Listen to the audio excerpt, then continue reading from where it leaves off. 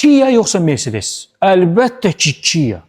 Qardaşım, mən düşünmədən Kia deyəcəm. Bu maşını görəndən sonra ümumiyyətlə, yəni heç mən o sualı eşitmək belə istəmirəm. Müqayisə belə eləmək istəmirəm. Sportage-dir. 2025-ci ilin 0 Sportage. Bax, belə bir dənə dəli.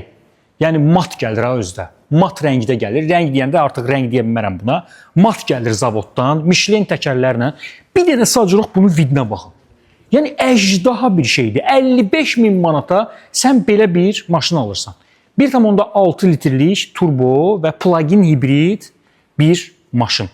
Yəni, mən sual verirəm ki, Mercedes sənə, bax bugün 55.000 manata nə satır?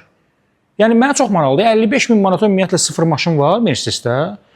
Mənim ağlıma gəlmir elə bir model. Yəni, bugün hansı dövrdür ki, sən, məsələn, bunu ilə nəyi bir tuta bilərik Mercedesdə? GLE-yi bir tuta bilərik.